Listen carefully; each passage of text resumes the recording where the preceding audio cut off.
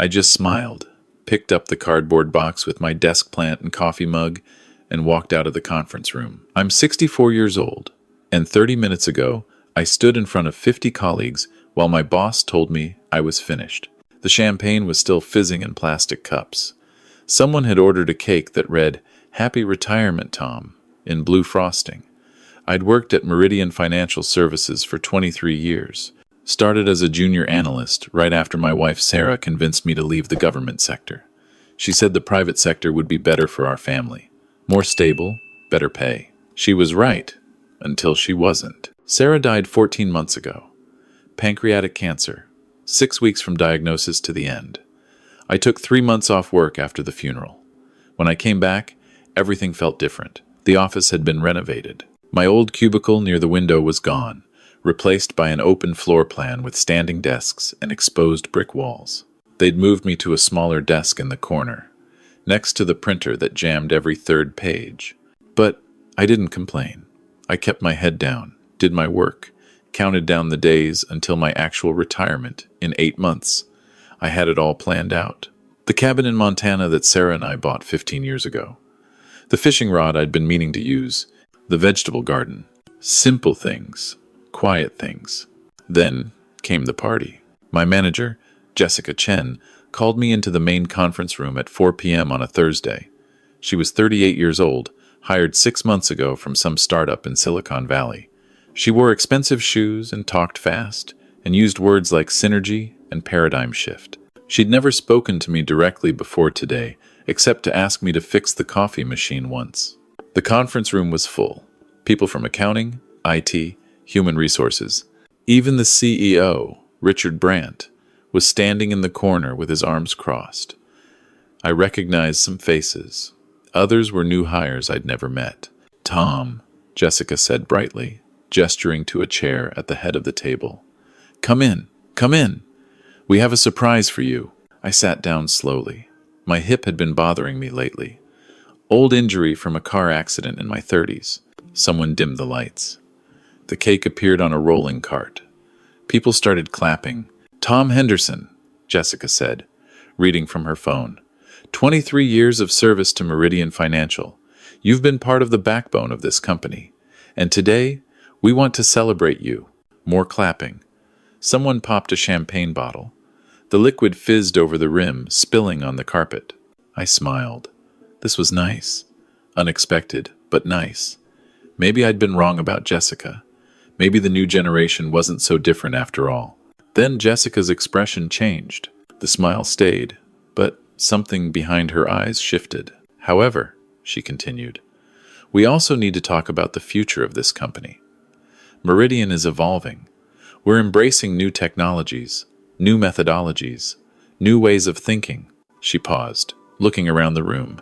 "And unfortunately, that means we need to make some difficult decisions." My stomach dropped. "Tom, your contributions have been valuable. But let's be honest." She set down her phone and looked directly at me. "You've been making mistakes. Last month's quarterly report had 3 calculation errors. The Henderson audit took twice as long as projected. Your computer skills are, well, they're from another era." Someone coughed. I heard a chair scrape against the floor. "You're 64 years old," Jessica said. "You should be enjoying your golden years, not dragging down our team's performance metrics. So we've made the decision to accelerate your retirement, effective immediately." The room was silent. Someone's phone buzzed. "You're firing me," I said quietly. "We prefer to call it an early retirement package," Jessica said. "You'll get 2 weeks severance. That's generous, considering your recent performance issues. We've already boxed up your desk. Security will escort you out." I looked around the room. Richard Brandt was nodding. The HR director, a woman named Patricia, whom I'd known for 12 years, was staring at her hands. "The cake," I said. "What?" "The cake says, 'Happy Retirement.' You planned this. The party was just a courtesy," Jessica finished. "We wanted to do this gracefully. No need to make a scene." Something inside me went cold. Not angry, not sad. Just cold, empty. I thought about Sarah. About the last conversation we had in the hospital. She'd gripped my hand with surprising strength and said, "Promise me you won't let them make you small." "You're not small, Tom. You never were." I stood up slowly, feeling every one of my 64 years in my knees and my back and my chest. "Okay," I said. Jessica blinked. "Okay? I'll go quietly. No scene." I walked to the side table where someone had stacked a cardboard box with my belongings. My desk plant, a small succulent Sarah had given me, my Northwestern University coffee mug, a framed photo of Sarah and me at the Grand Canyon, both of us sunburned and grinning. I picked up the box. "That's it?" Jessica said. She sounded almost disappointed, like she'd wanted me to yell, to cry, to give her a story to tell over drinks later. "That's it," I said. I walked to the door. A security guard I didn't recognize was waiting in the hallway. Young guy, early 20s, with a buzz cut and an earpiece. "Sir, I'll need to escort you to the parking garage," he said. Of course. We walked through the office in silence. People pretended to work. Nobody made eye contact. The only sound was the clicking of keyboards and the hum of the air conditioning. In the parking garage, the security guard waited while I loaded the box into my 2008 Honda Accord. The car Sarah and I bought together still ran fine. No need for anything fancier. "Sorry about this," the guard said quietly. "Not your fault." I drove home to my townhouse in Arlington Heights. The place felt too big now with just me. Sarah's clothes were still in the closet. Her mystery novels were still on the nightstand. I kept telling myself I'd clean them out eventually. Sort through everything, donate what I didn't need. But every time I started, I'd find something, a note in her handwriting, a grocery list, a bookmark, and I'd have to stop. I set the cardboard box on the kitchen counter and stared at it for a long time. Then I made a phone call. "Tom Henderson," I said when the line connected. "Authorization code Delta 7926. A pause. Then a woman's voice, professional and clipped. "Verified. How can I assist you, Mr. Henderson? I need access to my old files. Everything from 2006 to 2015. Those files are archived. May I ask the nature of your inquiry?" "Personal research." Another pause. "Understood. Files will be available for download in 48 hours. Is there anything else?" "No. Thank you." I hung up and opened my laptop. It was an old ThinkPad, 5 years out of date, but it worked fine. I didn't need the latest model. I knew what I was doing. See, here's what Jessica Chen didn't know about me. What nobody at Meridian knew about me, except Richard Brandt, and he'd clearly forgotten. Before I joined Meridian Financial Services, I worked for the Treasury Department. Specifically, I worked for the Financial Crimes Enforcement Network. FinCEN, we called it. My job was tracking money laundering, fraud, embezzlement. I spent 12 years building cases against white-collar criminals. I was good at it, very good. I left because the work was consuming my life. Sarah and I wanted to start a family. We wanted normalcy, a 9-to-5 job, weekends at home. So I took the position at Meridian as a senior financial analyst. It was supposed to be simple, quiet, safe. Richard Brandt knew my background because he was the one who hired me. He'd called me personally, said he wanted someone with my expertise on his team. "Just in case," he'd said. In case of what, he never specified. Over the years, he forgot. New leadership came in. People retired. I became just another face in the office. An old guy who couldn't figure out the new computer system. But I never forgot how to read financial statements, how to spot irregularities, how to follow the money. And over the past 6 months, I'd noticed something odd about Meridian's accounts. Nothing obvious. Small discrepancies. A payment coded incorrectly here. An invoice that didn't quite match up there. The kind of thing that would slip past most auditors. The kind of thing I used to catch for a living. I'd mentioned it once to Patricia in HR, casually, over coffee. She'd smiled and said she'd look into it. Nothing happened. Now I understood why. I opened a spreadsheet and started working. The house was quiet, except for the sound of my fingers on the keyboard. No TV, no music, just work. The kind of work I used to do before I decided to be normal. By midnight, I'd found the first thread. A payment of $4,000 $500 to a vendor called Summit Solutions LLC, marked as technology consulting. Nothing suspicious on the surface. Except Summit Solutions LLC didn't exist. Not in the Illinois Business Registry. Not anywhere. I dug deeper. Found more payments. $6,200 to Apex Professional Services. $3,800 to Pinnacle Business Group. $5,500 to Zenith Management Consulting. All fake companies. All payments approved by the same person, Jessica Chen. Over the next 3 days, I barely slept. I built a spreadsheet tracking every suspicious transaction over the past 6 months. The pattern was clear once you knew where to look. Jessica had created a network of shell companies. Payments went out from Meridian to these fake vendors. Then the money was transferred to personal accounts, hers mostly, but also others. The total came to $847,000. Not enough to bankrupt Meridian, but enough to be serious fraud. Federal crime-level fraud. The clever part was how she distributed it. Small amounts, different accounts, hidden in legitimate-looking expenses. If I hadn't been specifically looking for it, with 20-plus years of experience tracking this exact type of crime, I would have missed it. But I hadn't missed it, and now I had proof.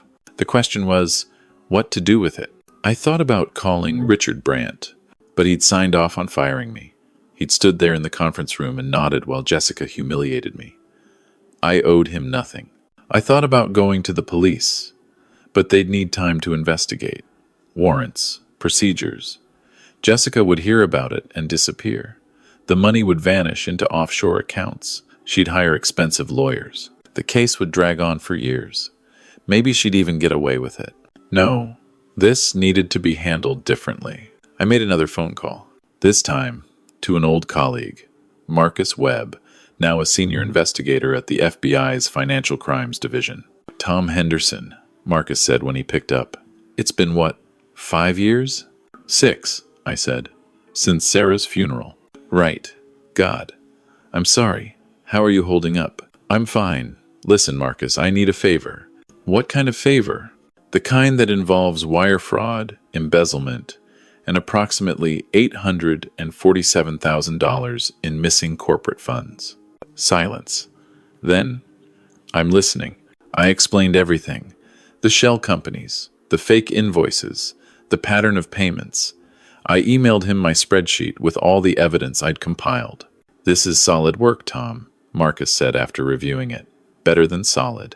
This is prosecution ready. Why bring it to me?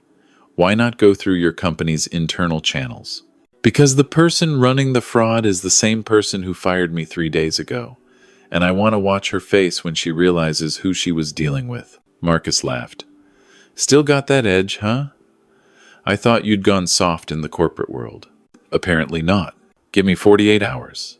I'll need to brief my supervisor and get authorization. But Tom, this is going to make some waves. You sure you want to be in the middle of it? I'm already in the middle of it. Fair enough. Stay by your phone. 2 days later, on a Monday morning at 9:15 a.m., 3 FBI agents walked into the lobby of Meridian Financial Services. They asked for Jessica Chen. I wasn't there to see it. But Patricia from HR called me that afternoon. She was crying. Tom, what did you do? She said. I did my job, Patricia. The job I was actually good at, before everyone decided I was too old and too slow to matter. They arrested Jessica. They took her computer. They're going through all the files. Richard is having a meltdown. People are saying that you were some kind of federal agent or something? Not an agent. Analyst. There's a difference. Why didn't you tell us? I did tell you, 6 months ago. Over coffee. You said you'd look into it. You didn't. Patricia was quiet for a long moment. There's going to be a lawsuit. Jessica had support. There are other people involved. This is going to get messy. I know. Tom, I'm sorry. About the party. About what she said to you. I should have stood up for you. Yes, I said. You should have. I hung up. The news broke the next day. Local stations picked it up first. CFO of Arlington Heights financial firm arrested for embezzlement. Then the Tribune ran a longer piece. Former federal investigator exposes $800K fraud at Meridian Financial Services. My phone wouldn't stop ringing. Reporters, former colleagues, people I hadn't spoken to in years. I ignored most of them. But I answered when Richard Brandt called. Tom. His voice was strained. I need to talk to you. I'm listening. This is a disaster. The board is demanding answers. Our clients are panicking. We need to do damage control.